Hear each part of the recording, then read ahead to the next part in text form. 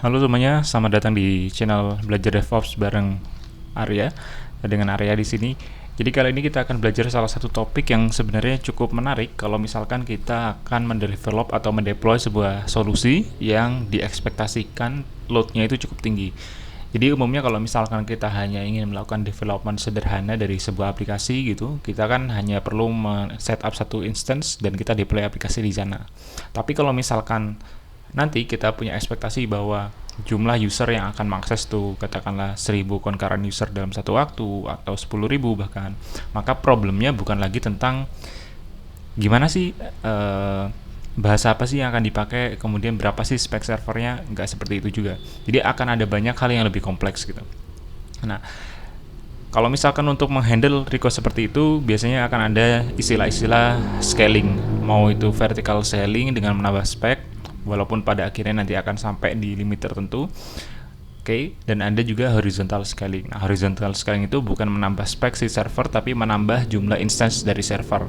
Walaupun keduanya bisa dikombinasikan. Nah, kali ini kita akan coba untuk membahas salah satu contoh, yaitu dengan horizontal scaling sederhana dengan menggunakan AWS Load Balancer. Spesifik di case kali ini adalah application Load Balancer. Oke ya. Jadi idenya sebenarnya adalah sederhana, karena namanya load balancer artinya dia membalancekan load atau request yang perlu dikerjakan atau yang perlu dihandle. Jadi katakanlah di awal kita hanya punya satu instance, kemudian ketika ada 10.000 request, 10.000 itu nggak dihandle oleh satu instance ini. Katakanlah kita nanti akan bikin dua instance, maka masing-masing bisa dapat 5.000. Nah, gimana caranya request yang 10.000 ini bisa dipecah ke dua instance ini? Maka kita perlu satu tambahan service yang namanya adalah load balancer. Kalau misalkan teman-teman sudah familiar dengan Nginx gitu sebenarnya, nah sebenarnya konsepnya itu juga sama. Di Nginx itu kita bisa men-set yang namanya upstream, dan upstream itu bisa lebih dari satu, sehingga ketika ada request yang masuk, Nginx bisa bilang bahwa oke, untuk request ini masuk ke upstream ini atau upstream ini, dan seterusnya dan seterusnya. Oke, jadi secara konsep pokoknya load balancer ini digunakan untuk membagikan load sehingga nanti satu server itu tidak kepenuhan. Kalau kepenuhan kan jadinya request itu nggak terhandle ya. Makanya diberikan ke load lain, ke node lain yang dia masih bisa menghandle request yang baru. Oke. Nah, di sini kita akan coba dengan beberapa hal, yaitu dengan application load balancer, kemudian ada terminologi lain di sini di AWS itu adalah target group, dan yang ketiga adalah EC2 instance. Oke, kita akan mulai dengan membuat sebuah EC2 instance sederhana. Oke, kita buat EC2 instance yang gunanya hanya untuk menghost sebuah Nginx service. Oke, jadi hanya HTML web server. Ya, kita pilih Ubuntu aja, nggak masalah. Oke, kita pilih micro. Oke, ini masih default aja, nggak apa-apa di sini. Oke. Oh ya, sekarang untuk IP public masih saya enable ya, karena supaya mudah aja untuk setting untuk install Nginx dan juga untuk start Nginx dan edit beberapa HTML supaya kita bisa notice perbedaannya. Kemudian kita add storage seperti biasa. Kemudian kita add tag nggak perlu. Security group. Nah, karena di sini saya expect bahwa saya akan mempublish service dengan port 80, maka saya maunya si port 80 itu juga open. Makanya selain SSH saya juga bakal open port 80. Oke. Kemudian ini dua udah ya. Ubuntu micro, kemudian saya launch, saya pilih key pair-nya. Oke, kita launch, tunggu dulu sebentar.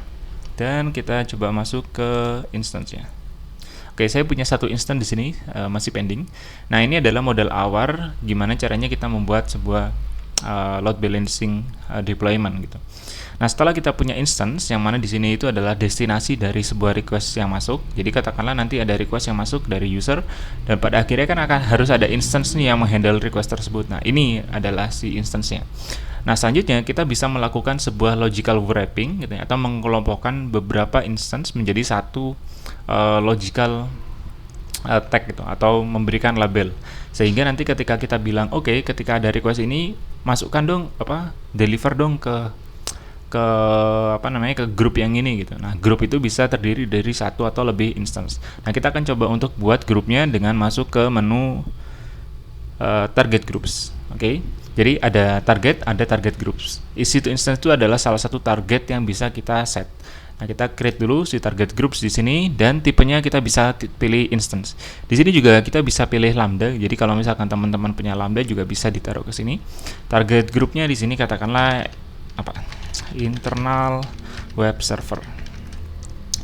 Oke, lalu portnya adalah port 80 yang mau dipublish, kemudian health check. Nah, health check ini adalah salah satu mekanisme untuk mengetahui apakah targetnya itu sudah siap atau belum. Oke ya, jadi secara berkala dia akan mengecek dari sekian target yang kita punya apakah semuanya itu bisa diakses si service-nya. Karena kita mau publish si web server, si HTTP, maka dia akan ngecek ke protokol HTTP, katakanlah di slash gitu ya, di path-nya slash. Ini sebenarnya bisa kita ganti katakanlah slash ping, slash pong dan seterusnya atau slash check gitu.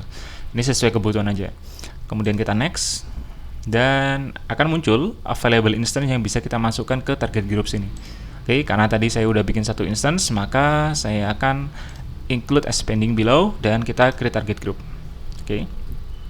Nanti ketika kita klik di sini di internal web server, kita akan notice bahwa total target groupnya ada berapa, targetnya ada berapa, healthy berapa, unhealthy berapa. Nanti karena si server atau si instance yang tadi dibuat itu masih belum memiliki Nginx yang running dan belum ada Nginx yang terinstall, oke, maka ekspektasinya adalah nanti akan masuk ke kategori unhealthy.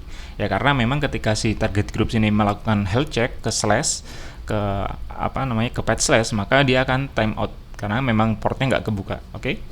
Kita coba tunggu aja. Sambil menunggu ini kita bisa buat yang namanya load balancer. Nah, di load balancer ini kita bisa create baru dan kita pilih application load balancer. Oke.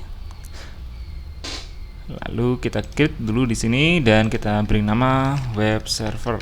Oke. Internet facing karena memang tujuannya adalah supaya orang-orang di internet bisa mengakses si web server yang kita buat dengan beberapa instance ini. Oke, address-nya IPv4, VPC-nya sama, dan untuk availability zone kita pilih semuanya aja di sini. Jadi kalau misalkan ada instance yang nanti dibuat di US is 2A, 2B, 2C semuanya bisa masuk. Oke, lalu security group juga masih sama. Nah, di listener dan routing, oke, kita harus definisikan. Karena tadi di belakang saya publishnya adalah HTTP, maka di sini saya coba untuk sesimpel mungkin pakai HTTP juga. Sebenarnya kita bisa juga pakai HTTPS, tapi pada akhirnya kita akan repot dengan menyediakan sertifikat. Tapi kita akan bahas nanti di video selanjutnya. Untuk sekarang kita fokus ke konsepnya dulu, ke simplest implementation. Jadi kita pilih protokol HTTP port 80 dan kita pilih target group yang ingin kita gunakan, yaitu si internal web server. Oke, ini add-ons nggak perlu, tag juga nggak perlu. Nah, ini summary-nya IPv4, internet facing. Nanti kita akan punya DNS yang bisa kita akses. Oke, ada domain yang bisa kita akses dan kita create load balancer. Oke.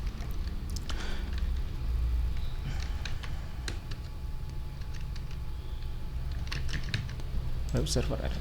Oke, dan kita create load balancer. Oke. Nah, load balancer-nya sudah terbuat dan kita coba masuk lagi ke sini. Oke, sambil kita menunggu, oke, kita coba masuk ke target group lagi untuk memastikan bahwa instance yang kita buat tadi itu masih masuk di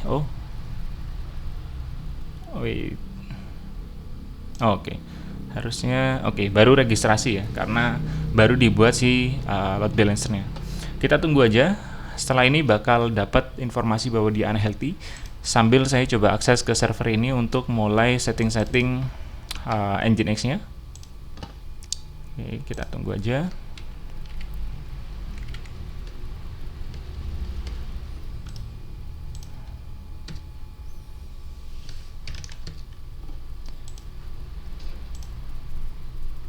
Oke, masih initialization. Oke, cukup perlu waktu.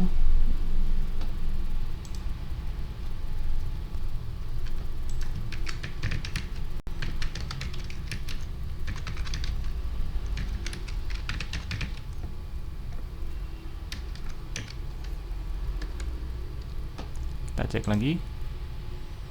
Oke, masih initialization. Oke, sambil nunggu ini mungkin kita perlu untuk membuat second instance. Oke. Tapi nanti baru kita masukkan juga ke target group. Kita buat aja instance yang kedua. Oke. Kita launch instance. Kemudian kita pilih juga si ini sama Ubuntu. Oke, storage, tag, security group kita gunakan yang udah ada aja, yang expose port 2280. Oke, ini juga launch. Oke, dan kita coba reload lagi. Nah, oke, di sini udah kelihatan ya bahwa untuk si instance ini dia unhealthy karena memang belum ada Nginx. Sekarang saya bakal coba untuk install Nginx di sini. Oke, install Nginx. Saya nggak share konsolnya karena memang hanya instalasi sederhana. Sudo apt get install Nginx -y. Lalu saya coba untuk jalankan si Nginx-nya. Oke, Nginx sudah jalan. Ini bakal tunggu beberapa waktu ya, karena kalau misalkan kita lihat di sini di health check itu ada beberapa ada beberapa kriteria, kayak harus 5 kali health checknya sukses. Jadi intervalnya 30, jadi sekitar ya 150 detik ya, 3 menitan. Nah, nanti kita akan balik ke sini. Nah, sekarang kita balik lagi ke yang ini instance yang kedua ya. Oke, nah di instance yang kedua saya juga mau untuk langsung install si Nginx-nya aja.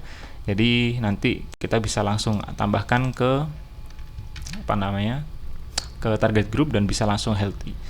Oke, ini yang kedua.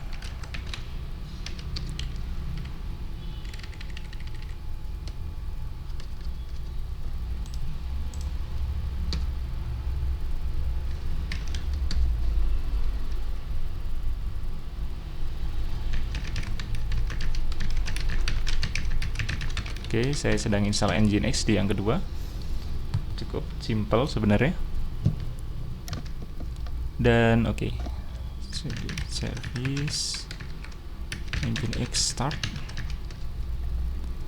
Kita coba balik lagi, kita reload. Oke, masih unhealthy. Nggak apa-apa. Oke ya. Oke, sambil ini yang kedua udah terinstall si Nginx-nya. Nginx-nya juga sudah terstart. Kita coba reload lagi, masih belum. Kita coba register instance yang kedua. Oke, dan kita lihat apakah nanti dia langsung healthy. Instance yang kedua tadi namanya 334. Oke, yang ini. Terus kita masukkan include as many below dan kita register pending target. Oke, yang kedua sedang inisialisasi. Kemudian yang ke satu, yang pertama itu masih unhealthy, health check fail ya, karena tadi itu ya 2 kali 5 kali harus dicek secara konsekutif healthy. Kita cek dulu apakah ada yang kurang di sini. Kita cek di security group.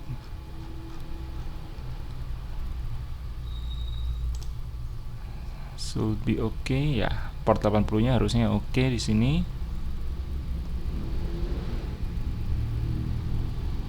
Oke, kita balik lagi ke target group. Masih inisialisasi. Oke, dua-duanya sekarang udah healthy ya, karena yang pertama udah 5 kali dia sukses ketika di health check, dan yang kedua ketika di health check pertama udah langsung sukses gitu, karena memang Nginx-nya udah dinyalakan gitu. Sekarang kita coba cek ke bagian load balancer. Nah, di sini pembuktiannya. Di sini kita dapat DNS name, oke, record gitu. Ini yang bisa kita gunakan untuk mengakses si web server yang kita buat tadi. Jadi dari dua target yang ada di target group itu kita bisa akses dengan mengakses domain ini. Kita bisa enter. Kita tunggu aja. Dan oke, kelihatan ya ada Nginx default page. Jadi sebenarnya sekarang kita sudah berhasil mendeploy 2 buah EC2 instance dalam sebuah application load balancer, sehingga kita bisa mendistribusikan load yang masuk itu ke 2 instance itu. Nah, kalau kita reload masih akan tetap sama aja, jadi nggak akan notice perbedaannya. Nah, sekarang saya coba untuk mengganti halaman ini untuk instance yang kedua, sehingga kita bisa notice gitu bahwa ini tuh masuk ke request yang ke instance yang pertama, request yang ini masuk ke instance yang kedua, dan seterusnya. Oke, kita coba dulu. Oke, saya ganti indeks di Nginx di var www instance kedua. Oke, ini udah diganti.